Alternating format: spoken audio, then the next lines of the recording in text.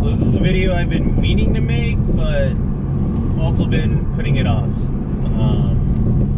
I'm just gonna get straight into it. This is pretty much, I guess you could say, the full story of how my girlfriend of 11 years passed away. So in 2015, she was diagnosed with Hodgkin's lymphoma, and she tried doing chemo. She did it for a couple months when she first got diagnosed, but then she stopped it because she hated how she felt and how chemo made her feel for like weeks after treatment and stuff. And she stopped. And you know, a bunch of us, including myself, tried to tell her, just please, just finish it, please, I'm begging you, just finish it. It's like, no, I hate it. And you know, I did my own research on it. It's like, chemo makes you feel really, really, really shitty. So I kind of sided with her, like, it's your life, you don't want to do it, alright. So she stopped, and then the next year she decided to try it again, did it for like a couple more months, stopped again. And granted, we're already in like 2016, 2017, so she stopped. And then I want to say maybe months before COVID, she wanted to do treatment again. So that's already 3 or 4 years, right? And within those 3 or 4 years, she developed a chronic cough. Like, everyone who knew her, everyone's been around us, like, she developed a really bad cough. And I kind of ignored it, as shitty as it is for me to admit and say. I kind of ignored it, brushed it off, like, alright, whatever, she'll be alright. But in 2021, things took a turn for its worse. Like I said, this is all gonna be one clip. I'm not gonna fucking edit anything, so I'm gonna be rambling all over the place. Some things might not even be in order. But even months before COVID, she tried doing treatment again, but they changed the treatment to like a immunosystem therapy or some shit. So it's not radiation chemo anymore. And she's doing it. She was vibing with it. She's like, okay, I could do this. And then COVID hit, and then for some reason, it became almost impossible to schedule appointments for her treatment. And then come February, I want to say like February 10th or maybe February 11th or something, she had trouble breathing, like really, really bad. Like, she was always gasping for air and like always out of breath. She couldn't speak. She'll say like 3 words like, hey, can you get me water? And I was like, let me give it a few days. So I gave it a few days. Things didn't get better. So I was like, all right, fuck it, we're going to the hospital. No, it's fine. Just my appointment for treatment is like in a couple days. Like, no, we need to go like now. Like, okay. So we finally went, and then when we went to the hospital, keep in mind, this is all fucking peak COVID and shit, right? So I'm surprised they even let me in the room with her.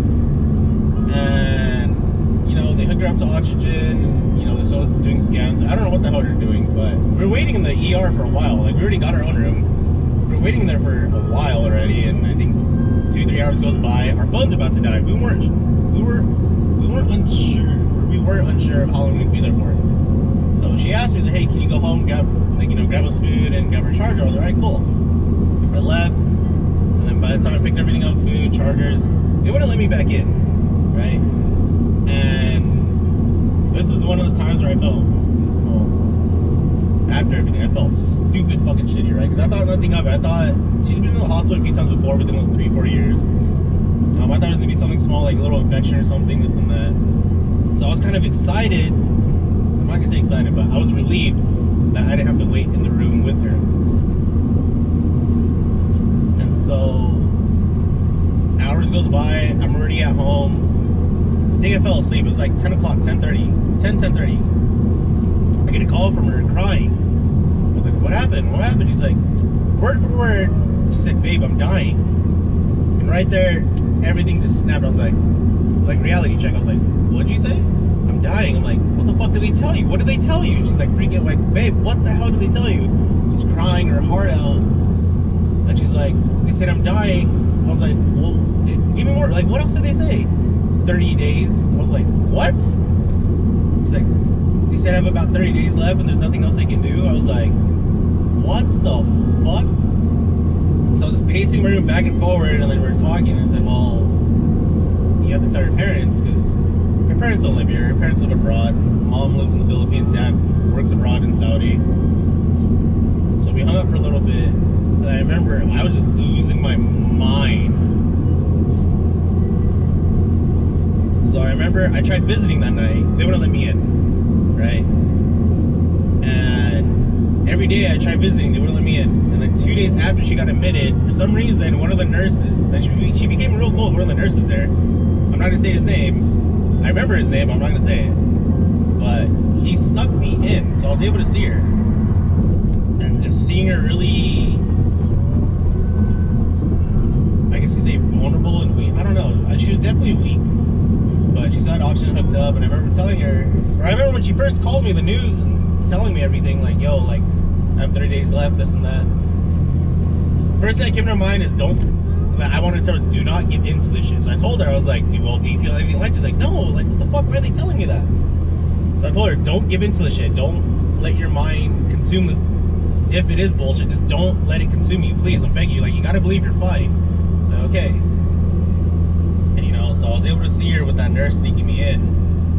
And then, I don't know, I held it in so hard not to break down in front of her, and I didn't. You know, I didn't want her to know that I was fucking terrified. So, I don't know. 2 days after that, Thursday, Friday, 2-3 days after that, here's the trippy part. I remember she called me. No, I knocked out because I wasn't able to sleep. For some reason, I was able to knock out Saturday night coming into Sunday morning. I woke up to a missed call. This is where it's gonna get really, really fucking weird. I woke up to a missed call. I was like, what the hell? And it was like 1 in the morning, 1:14 in the morning. So I decided, by the time I woke up, see the missed call, I tried calling her. She's not answering. I called like 4 times, like, what the fuck? That's weird. She's not a heavy sleeper at all. Normally she answers her phone. I'm like, what the hell's going on? So I called the ICU that she was in. And I told the nurse, I was like, hey, you know, I'm a bit worried, you know, this and that.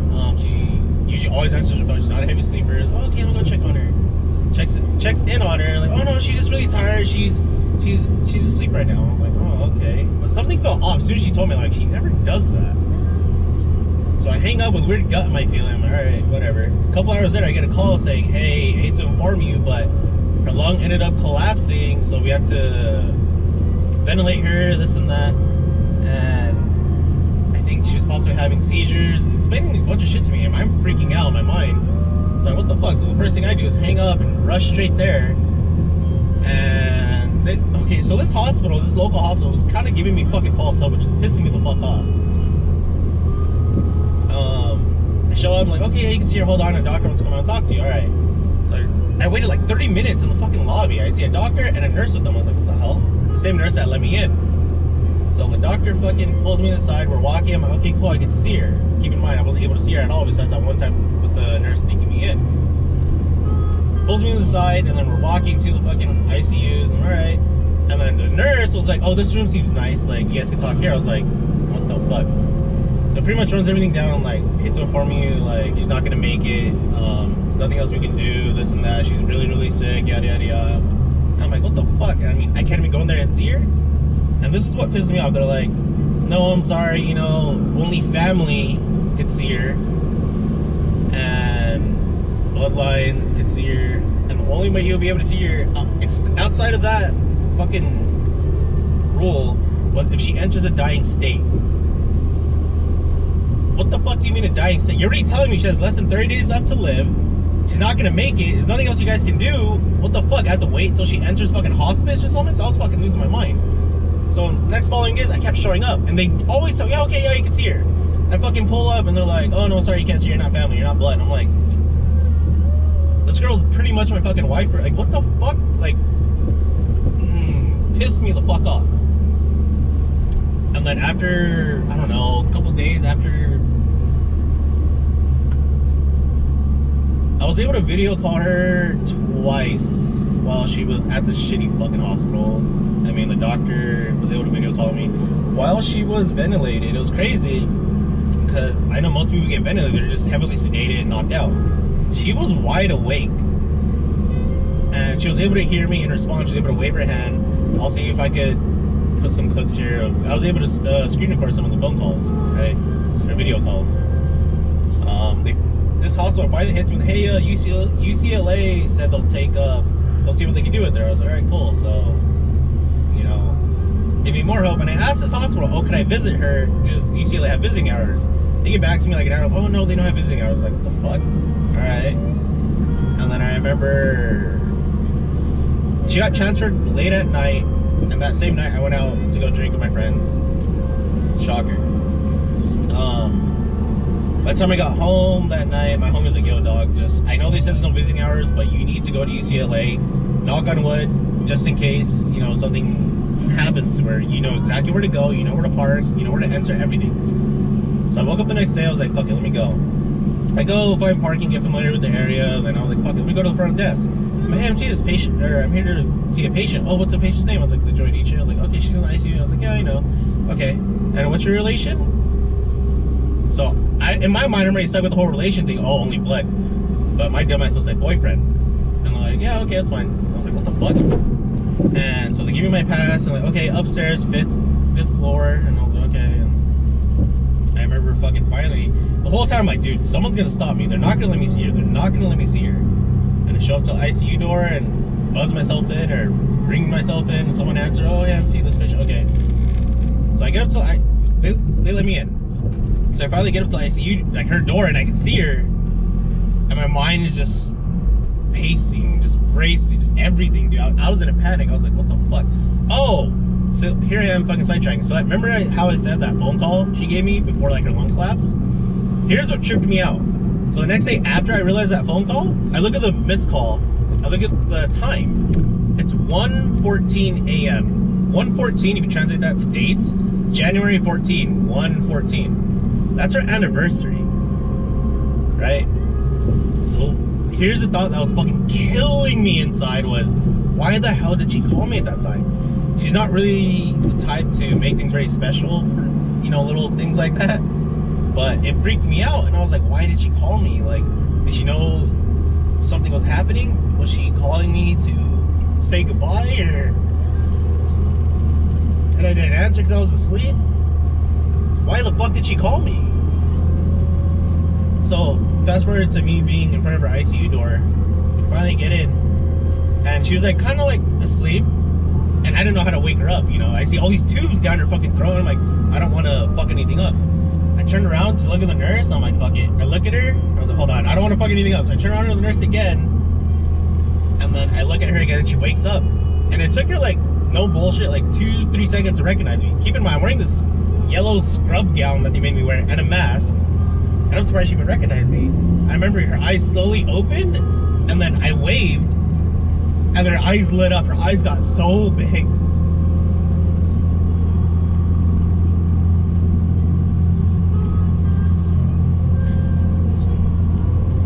Her eyes lit up. And my dumbass, my first question to her was, yo, you good?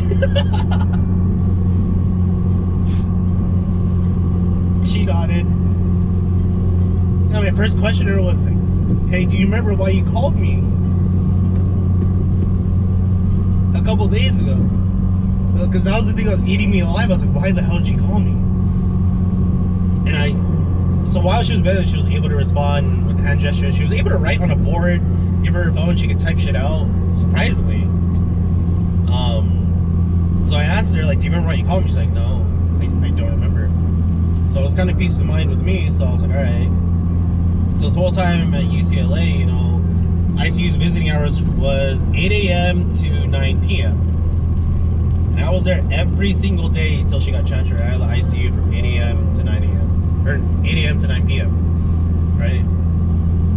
And she was in the ICU for about a month at UCLA, and it got to the point where I got so tired driving from where I live to UCLA Santa Monica, because by the time I leave, you know, I would stay past 9. I'd honestly probably leave around 10:30. It'd take me about an hour-ish to get home. So I get home by midnight, and I want to be there ASAP because I only allow one visitor. I don't want anyone else stealing my visitor thing, you know. So I would only be able to get about 4-ish hours of sleep because I would have to leave by like 5:30 in the morning. Get home at midnight, have to leave by 5:30. So I was like, fuck it. And I was spending too much on gas, bro. Like, this car I'm in, the Mazda, isn't the greatest on gas. And parking was $25 a day. Like, at least in the structure. I didn't know they had passes yet. I didn't know that. I was, you know, taking it day by day. So I was doing that, and then it got to the point where, yo, I'm spending too much money, dude. I'm spending like borderline almost $100 a day. I'm like, no, I gotta find somewhere. So like across the street from the hospital, there's free parking if you can find parking. So I decided to just sleep in the car. I ended up sleeping in the car for about 3 weeks, right? So she eventually did get better. UCLA did a really good job with her. But there was a few hiccups, I'm not gonna lie. And one thing that her primary oncologist would always tell us, like, the oncologist would come do rounds every day. And by the time my girl got off the ventilator and everything, you know, my girl just kept, Lejoy just kept saying, I want to go home, I'm over this, I want to go home. And here's a quote that Dr. Young, her oncologist, kept telling us every day, right before she leaves, you know, you're slowly getting better, you know, just keep in mind you are doing better. You know, just take it day by day. You know, and those 3 words, that little quote, stuck with us ever since then. So those are 3 words from this doctor, from Dr. Young, that actually helped us a lot, actually, to get through. Because I'm not gonna lie, dude, we were at UCLA for about 3 months. I think the total was 78 days. And so by the time she got out of the ICU, she graduated to second normal floor, and then eventually got transferred to the oncology floor. When it came to oncology floor, I was still sleeping in my car. I told Lejoy this, and I don't know why. So every day I would step out for about 2 hours, you know, just to walk around, go eat. I came back, and she's like, hey, I told the nurses that you're sleeping in your car. I was like, why the fuck would you tell the nurses this? Like, no, it's embarrassing. Like, they're probably gonna think, like, you know, I'm homeless. Like, no, I'm not. They just told me, like, no, why'd you tell them that? So, like, I think, like, 3 days goes by, and finally, the nurse, I think it was, no, not the charger, someone above the nurses, like, someone higher up, was like, hey, so we heard you've been sleeping in your car. I was like, no. It's like, no, it's okay. Leisure told us everything. I was like, yeah, I'm sleeping in my car. Oh, well, you can just sleep here. You can do overnights. You can stay as long as you want with her. I was like, oh, okay, cool. So, you know, she eventually got better, but she dropped out. Her weight dropped so fucking low to 65 pounds. She's 5'2", 5'3", and dropped to 65 pounds. So, you know, they did PT with her. She was able to walk. But she was able to eat whole foods, like swallow, obviously, off the ventilator and everything. So it took her a while to get to readjust some muscles in her throat to pass the swallow test. Anyway, so fast forward, after we left UCLA for that first time, you know, things got fucking better. But her being stubborn, you know, by the time we got home for the first time, and you know, the next month, I was really paranoid. You know, I was super fucking paranoid. Leave her alone, to not be near her, because I was terrified of, you know, what my mental went through and everything. So I was like, nah, like. So long story short, she eventually she ended up fracturing a few bones on her pelvis. She fell like 3 times at home, but we didn't think anything of it that she fractured her pelvis. Just after 3 falls, she woke up one day and said, oh, I can't move, it hurts. And for some reason we thought it was like side effects from the treatment.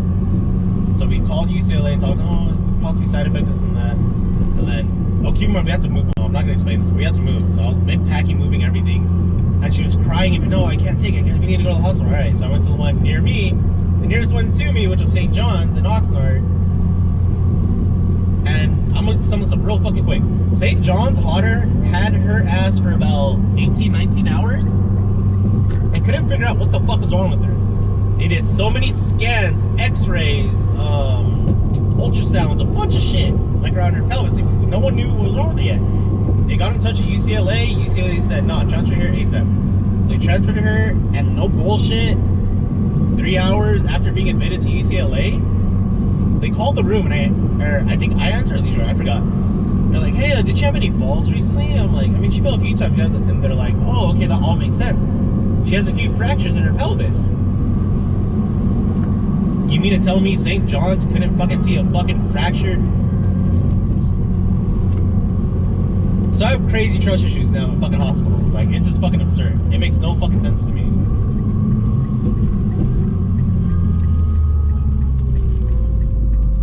So she was in the hospital again for about another month, you know. ended up on a wheelchair. She was relearning how to walk again, and it took a few months for her fracture to heal, until she got the okay to actually put some weight on it and to be okay and start walking, right? So her cancer, so keep in mind, this was 2021 up until 2023, you know, when she passed away. She was good. She was getting better, entered remission twice. Yeah, twice. So her cancer, they told us too, like, with her type of cancer, it's inevitable. It will come back in X amount of time until she does a stem cell transplant.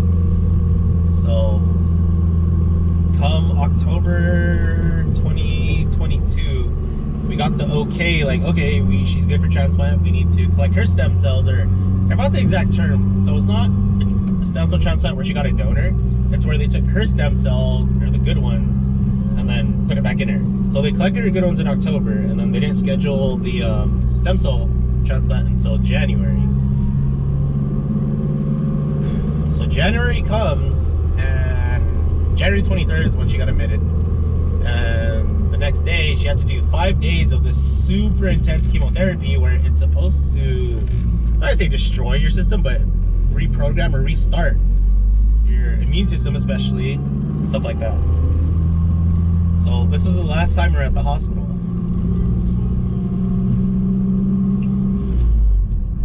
Hold up.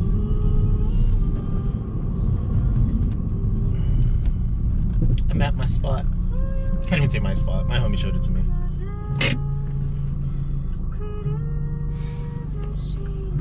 So we got to the spot, or went to the hospital, and she had to do 5 days of this crazy chemotherapy where everything's supposed to reset. And it went good until that point. I mean, 5 days after the chemo, she had to do the stem cell transplant on January 30th. And I remember I was in the room with her too, sleeping on this weird, not even a bed, it's like a long bench thing, right? So I was uncomfortable as hell. I slept through the transplant. I remember I woke up and like, okay, we're gonna do the transplant. I thought they were gonna move her out of the room, but no, they didn't. So they're doing that. And by the time I woke up, and she kind of always like, babe. I was like, huh? What happened? I'm done. I was like, what do you mean you're done? Transplant, we did it. I was like, wait, already? He's like, yeah. I was like, oh shit. So, you know, we were on this huge wave of just good news and everything just going on the right track, you know? Like, hell yeah, you know, one step closer to finally moving on to the next chapter in our lives. Like, hell yeah. But probably, I want to say a day or two after transplant, that's when she started to spiral. She was having trouble breathing again, and come February 5th, she passed away February 6th. But February 5th was late at night, it was like 10 o'clock. Nurses came in, and they were trying to raise her blood pressure because she wasn't able to maintain blood pressure. And they were giving her meds to increase her blood pressure, but it wasn't really working.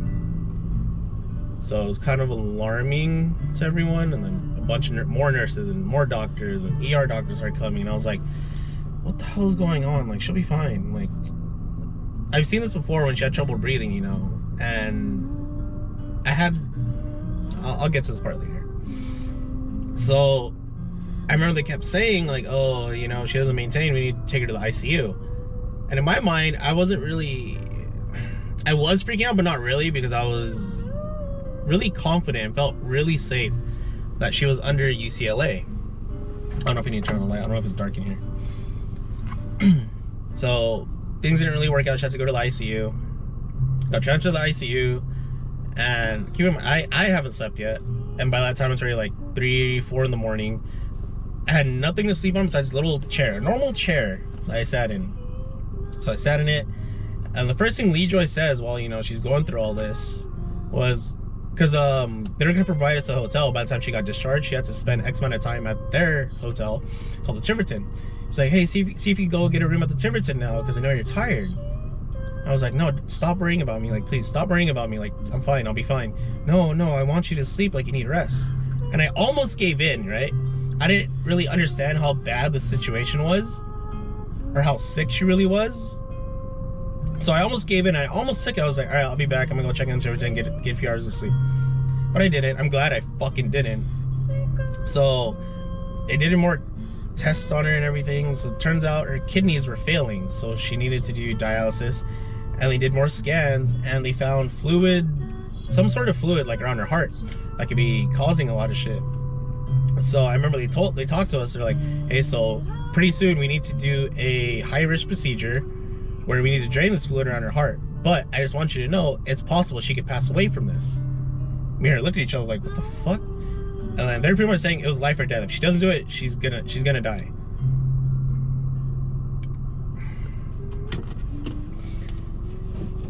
And me and her looked at each other, and she's like, should I do it? I'm like, you kind of have to, no? She's like, yeah. I was like, all right. So like an hour goes by, and here's my friend James actually was at the hospital too. He was taking care of his dad. His dad had some issues. So I was telling James, or James called me, hey, I'm here at UCLA too. I was like, which one? They're like, oh, Ronald Reagan. Oh yeah, we went to Ronald Reagan, not Santa Monica this time, because Santa Monica doesn't handle the transplants, which we kind of wish we did, because we became, I'm sidetracking it. Fuck! So Ronald Reagan, yeah, so she had to do the surgery to drain the fluid. And I remember before they wheeled her away or pushed her bed to the surgery room, I tried so hard not to cry in front of her. I don't want her to know how fucking scared I was, dude. Like, I was like, this is literally a replay of 2 years ago. So I was like, no, Josh, stop being a little bitch. Just not in front of her. Do it later, just not in front of her. I was like, all right. As they're about to push her away, I remember I gave her a kiss, and I was like, be strong, okay? You got this. You got this, okay? And jolly little her was like kind of leaning up on the thing, and she's like, I remember this so vividly. She was like, I got this. I got this. Pushed her away.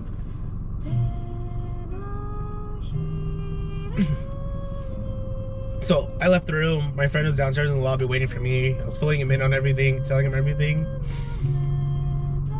And I want to say maybe an hour and a half to 2 hours later, I get a call. And those are the longest 2 hours of probably my fucking life. Just waiting for like, did the surgery go okay? Did it go okay? Did everything go smoothly? Did something bad happen? I get a call from the reception or something. She sounded, the person who called me sounded so, hey, everything went well, you know, you could go back to the room. I was like, oh, huge fucking relief. I was like, okay, cool. This is the biggest thing we probably had to worry about, you know? This is literally the lowest of the lowest. Everything from here can only go up. No. Fucking no.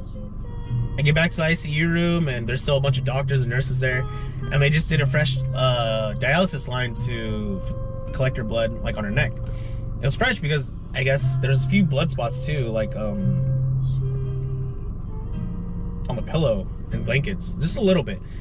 So I came in, I'm like, what the fuck's going on? And I noticed something was off with LeeJoy when one of the nurses that was, you know, there handling shit, or I think the nurse I don't know, nurse. And for some reason, LeeJoy was talking to the nurse in Tagalog. I was like, why the hell are you talking to her in Tagalog?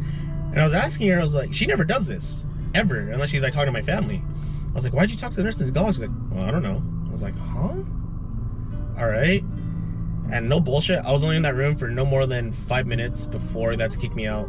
And I remember so she had a high flow mask on to help her collect oxygen because she was having trouble breathing. I remember she kind of panicked. She told the nurse or the RT, was like, hey, can you adjust the thing? It's getting harder to breathe. He made like a click or two and to make it stronger. And he's like, oh, is that better? And she's like, no. She kind of like went like this and like, no, it's getting harder. And then everyone's there just watching the monitors of her vitals. And she's, at this point, she's already dozing off, you know, just kind of like in and out of it because she can't breathe. And I looked at her stomach and I barely see it moving, trying to take air. And I see her oxygen level dropping. I think the lowest it dropped to was like 77, 78. And, you know, since I'm in the moment with my adrenaline going, I'm like, dude, like, she's not able to breathe. Like, she's gonna get brain damage. Like, what the fuck? Like, in my head, I'm freaking out. I'm like, should you guys ventilate her already? Like, what the fuck? But so this is when they already started dialysis. So I saw the blood leave the line from her body, go into the machine. And I was like, what the fuck? And then, I don't know how long I actually waited there for her, but then they finally kicked me out. Like, hey, you know, we have to ventilate her. Okay, I was like, all right, cool. She's been ventilated before. You know, she's stronger now than before. She's in UCLA. She's in a way better hospital, one of the top hospitals in the nation. I like to be maybe in the fucking world. So I sat in the lobby, and then I remember the intercom in the hospital called Code Blue. I didn't know what Code Blue was at the time. I thought it was, I knew it was for Lejoy, but I thought it was to help ventilate her. I didn't know it was, I believe Code Blue was cardiac arrest or something with not breathing or heart stopping, if I'm not mistaken. So I see a bunch of people come up the elevator, go into the room, and keep in mind, I'm outside by the ICU entrance where the elevators are at. They're on my phone, like, all right, well, I didn't really understand how bad the situation really was, even though all these people were telling me she's really sick right now. I was like, why are you guys telling me this? Like, I get it, but is she really? I was like, whatever. So I kind of brushed it off. So I was on my phone with my headset on, with my headphones, playing music, and I finally see people leaving the ICU, like a bunch of them. I was like, all right, cool. So for some reason, I decided, for some reason, this is what I fucking hate, and I wish I didn't have to hear. For some reason, I paused my music, and these two girls walk out. They're right in front of me, maybe like 6 feet away in the elevator, waiting for the elevator to come up. And I hear one of them say, oh my God, I can't imagine seeing that. All the girls like, what do you mean? Imagine seeing your loved ones like getting their chest smashed in like that. And like, you know, that could fracture ribs and break ribs. I was like, what the fuck happened in there? I was so confused. I was like, all right. They finally go inside the elevator, and like a minute or two later, I see the doctor, Dr. Neville, walk out of the ICU. I look at her, she looks at me. I thought it was a relief. I thought she was gonna explain to me, like, oh, she's gonna be ventilated, but she'll be okay. I really thought she was gonna say she'll be okay, you know, she's just going through a hiccup. So I remember I looked at her, she looked at me, we made eye contact. I got up, immediately she looked down. I was like, she looked down, and I was like, oh fuck, what the hell happened? So I sat down, sat right next to me to my left, and word for word she said, well, she's alive, but we don't know for how much longer.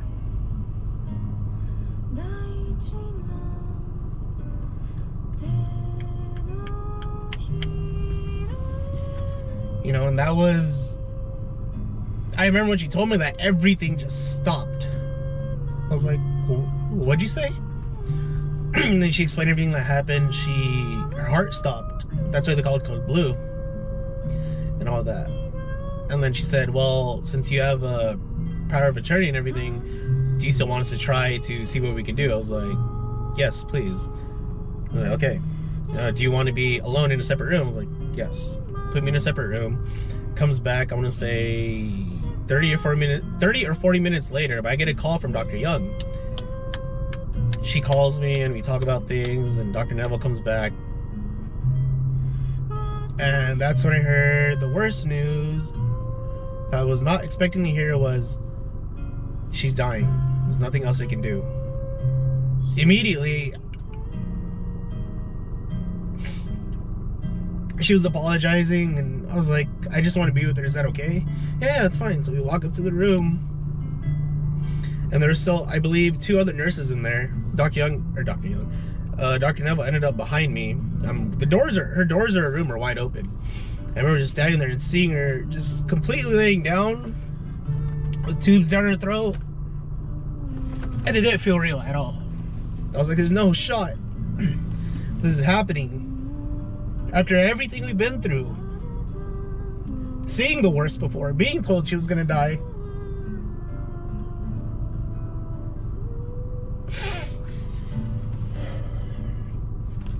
And then the nurses are like, do you need anything? I was like, can I just be alone with her? Like, yeah, of course. Would you like the door shut? I was like, please. Close the door. I remember word for word, the first thing I told her was, told Lejoy was I was sorry.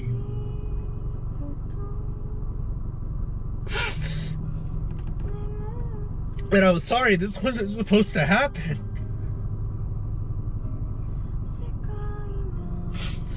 Here's the thing that was eating me up inside too. When she was doing when she was doing those 5 days of intense chemotherapy, they were giving her medicine to improve her kidneys, or to help make sure her kidney doesn't get damaged or anything. I don't think she took the meds. I think out of those 4 or 5 days she took it, she maybe only took those meds once or twice. And I remember we fought in the room, you know, while she was still not perfectly fine, but she was fine. I was telling her, I was like, just take the medicine, please. Like, no, it's big. I don't want to take the pill. It's nasty. I was like, just take a gulp of Gatorade or the water. Like, please. Like, no, I don't want to do this. Like, fuck. I was like, all right, fuck you then. Word for word, my dumbass said, fuck you then, go die.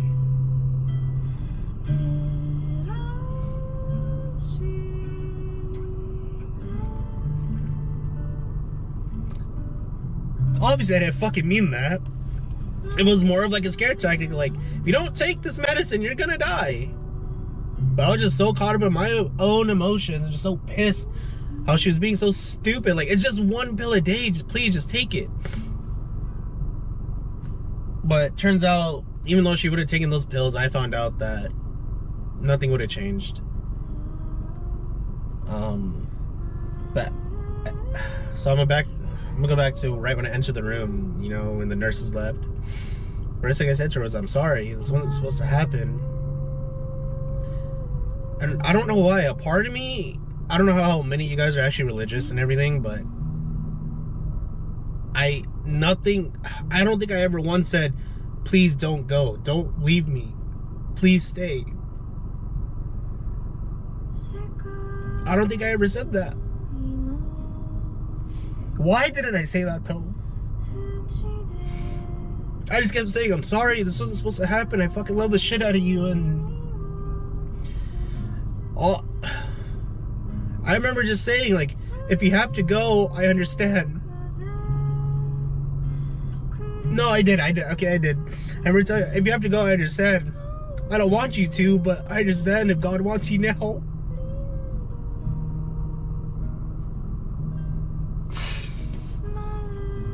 And I remember watching the vital monitor, you know, obviously I was watching her heart rate, because obviously the machine's breathing for her, oxygen's gonna be fine. I was watching her heart rate, and you know, and I was able to talk to her for about 2.5 hours. And I remember watching the vital monitor, her heart rate dropping from like 50, 42, 37, 38, and then went back up to 41. And then I remember seeing me just drop to 20, and then 18. And I remember seeing it going down and down and down.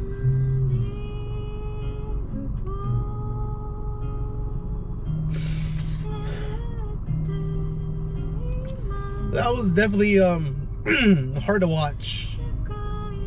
Being very useless, knowing that there was nothing you could do.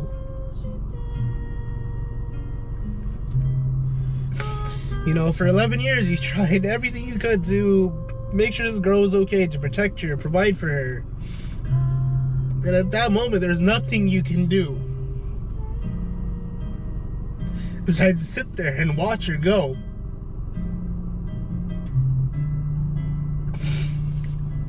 By the time her heart rate hit 0, I looked at my phone, it said 558, and I lost it.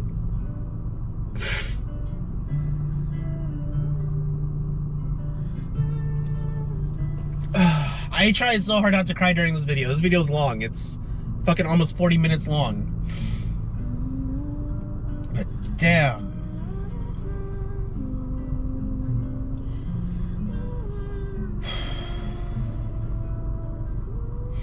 It's a lot we went through, you know, especially the last 2 years. And even though I want to say out of 11 years we've been together, 2022 was probably hands down definitely my favorite year with her. Granted, she was on a wheelchair recovering from a fractured pelvis. I just saw a different side of her. I saw a different side of her being the strongest person I know. And we did a lot of things together that year. Things you wouldn't really normally do.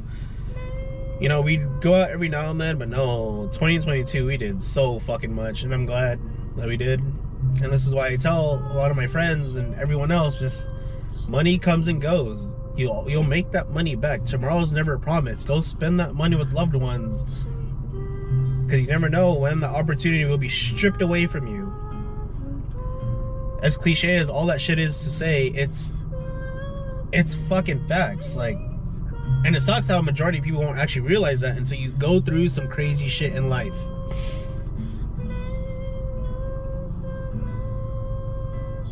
I don't know.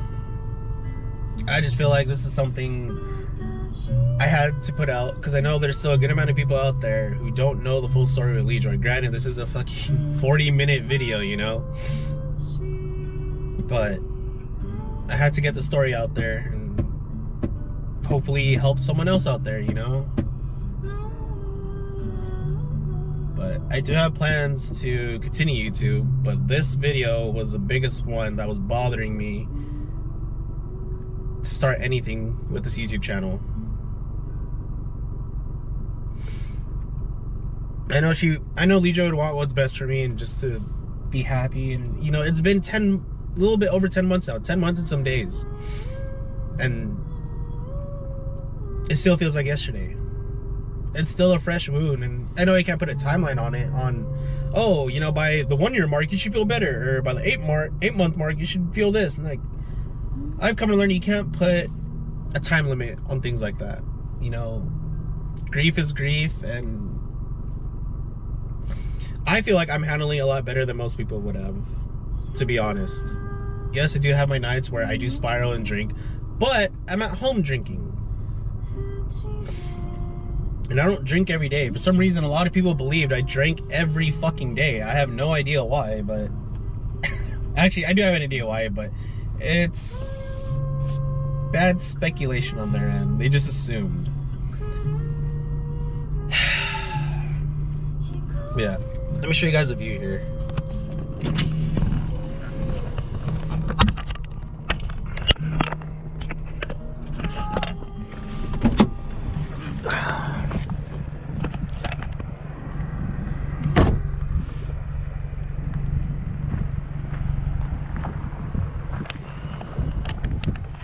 Oh, it was upside down.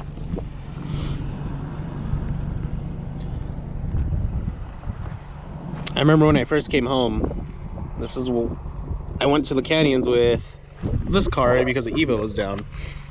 I actually didn't go straight home. A lot of my friends were worried and just told me just to go to my brother's house.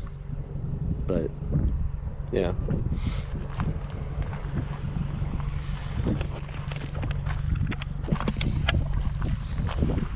Oh, this is fucking wild. Still trying to adjust to all this. It's weird being alone now. You know, not having her by my side as much as I can. I don't know. But yeah. If you guys made it this far into the video, I appreciate it. Thank you guys so much for listening to my dumbass ramble, but do me a favor, hug a loved one, tell them you love them. That's what life's about. We're only on this earth for X amount of time. We never know when we're gonna leave. So go enjoy the day for people who couldn't enjoy it. Go enjoy the day for the people who had plans to be here today, who had plans to wake up, who couldn't be here. Go enjoy the day for them. I'm fucked. I'll be alright. In due time. I got this. Alright. Peace out, everyone.